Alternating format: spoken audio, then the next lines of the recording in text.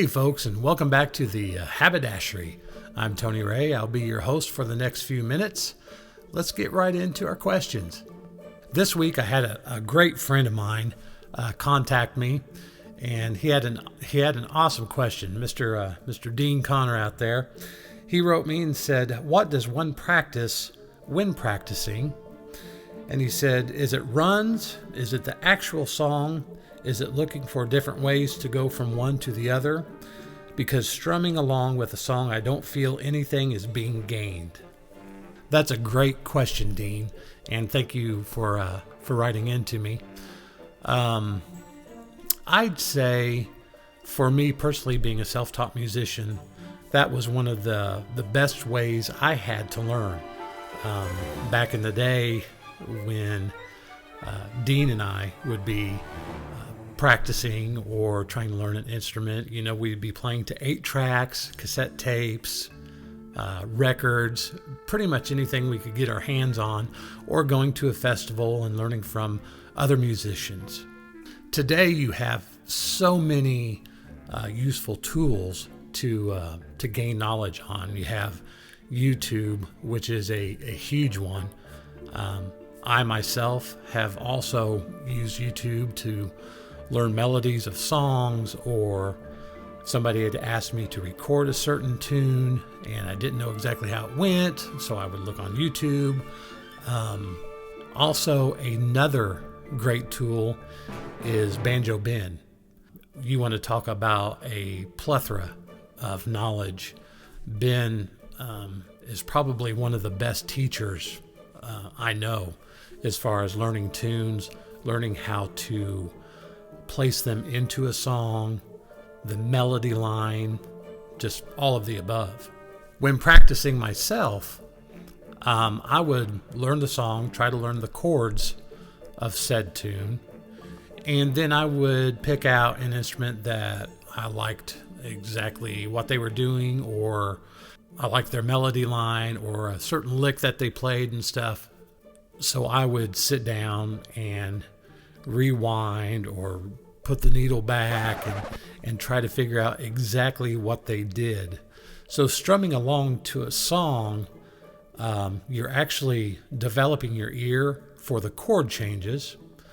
I would go a step further. A couple of the things that I used to practice on and still do are chord changes up the neck, whether, starting out with G, C, and D. Find all the major chords up the neck, then go into your minors, find all the major chords, then go into your minors, find all the minors up the neck, start learning some scales. Primarily, minor pentatonics are always useful for that bluesier sound. Learning all of your major scales. And you can find all this on YouTube. You can find all of this on Banjo Ben as well. And Google. You just Google up G major scale and it pops right up. All the images, everything that you need is right there. So as far as feeling that you're not gaining anything, I think you actually are, but you don't know you are.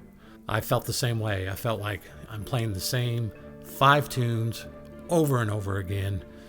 And then I started to realize I was developing my ear for G, C, and D, or something sounded, as they call the off chord, might be an F, or go into an A minor, E minor.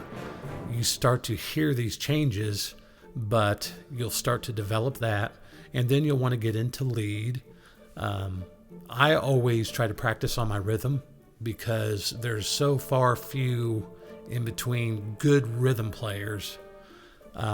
Everybody can pick hot and play fast, but if you have somebody that can be solid, hold that timing, practice with a metronome. Set that sucker to 100 BPM and just practice rhythm to it. Make it sound full. Think about your tone, how you're holding your pick. There's really no wrong way to practice, in my opinion. As long as you have your instrument in your hand, whether it be guitar, mandolin, banjo, fiddle, bass, xylophone, It doesn't matter. As long as you have that in your hand and you're working on something, you're constantly developing. So thank you for the question, Dean. I appreciate it. That's it for the haberdashery this week, folks. I hope you enjoyed this episode. If you have any questions, feel free to write me personally at askthehab@pinecastlemusic.com. No matter what platform you may be watching on, whether it's YouTube, hit subscribe and like, or if you're on Facebook, send us a friend request and like our page. Thank you so much. Out.